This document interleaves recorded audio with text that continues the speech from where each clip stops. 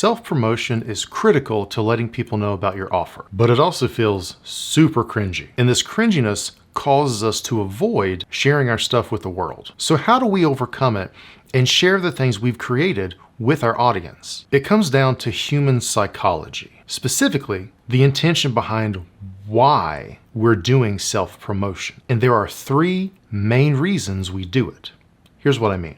Intention number 1, to flex. Most of the time when we think about self-promotion, we're actually thinking about flexing. Screenshots of Stripe notifications, posts about how someone made 6 figures in a week working 2 hours a day, or pictures of them sipping cocktails and smoking cigars while lounging on the beach with their bros. This is super common in like entrepreneurship, solopreneurship, corners of the internet, and it's usually some mid-20s single dude spouting platitudes and selling social media growth guides, ghostwriting services, or some outbound sales agency that will totally help you hit 10K this month. Flexing is pointless because there's no value behind it. Your audience gains no benefit other than some cheap hits of dopamine, a la vicariously living through you and giving you an imaginary fist bump through the internet. And unless you're super arrogant and entitled, this kind of promotion will 100% feel cringy. And it should feel cringy because it is cringy. So if this is what you think self-promotion is, of course you're going to avoid doing it. But there's another common reason self-promotion feels super cringy. Intention number 2,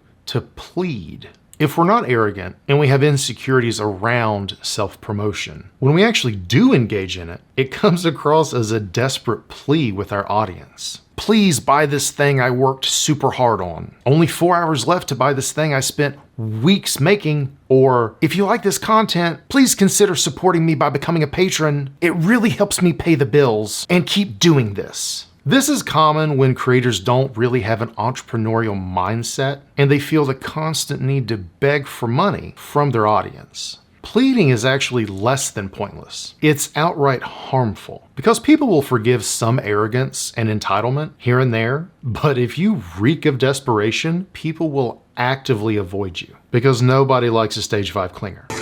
I'm looking all over for you. I gotta get out of here pronto. I got a stage 5 clinger. So yes, pleading feels cringy because it is cringy for you and everyone involved. Luckily, there's a better way to approach self-promotion other than flexing or pleading with your audience. And it doesn't feel cringy. Intention number 3, to inspire and help. If you do self-promotion with the intention of inspiring others or letting them know about something you created to help them, you won't feel cringy, or at least not as much. So when you share something with the intention of saying, I'm proof someone like you can succeed because I am someone like you. Or, you said you had this problem. Here's something I made to help you. Or, here's what I've learned the hard way so you don't have to struggle like I did. For example, my piece called Voices of the Mountains is about when I was growing up in rural Appalachia. I never saw successful people who sounded like me. So I thought the only way to become a doctor or an entrepreneur was to lose my accent. But over time, I realized this was false,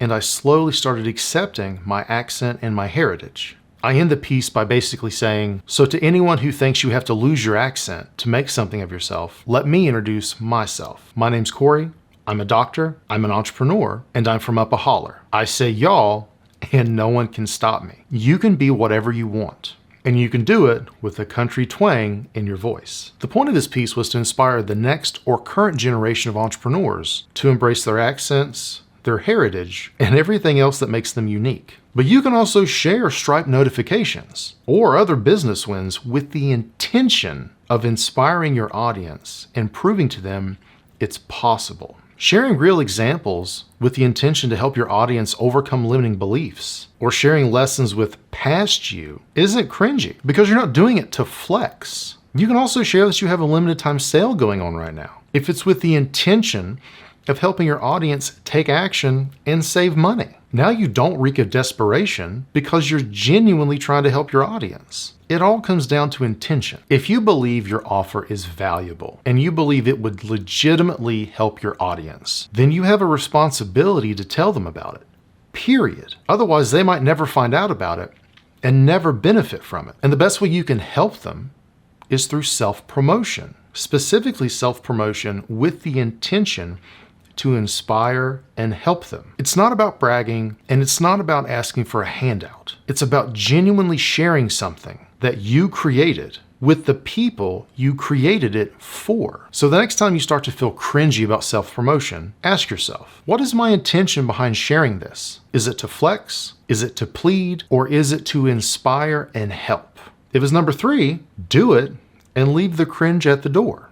If you want more deep dives into psychology, online business, and content creation, consider checking out the Creator Alchemy newsletter. New issues go out each week, and it's completely free to join. Check out the link in the description for more. Until next time, take it easy.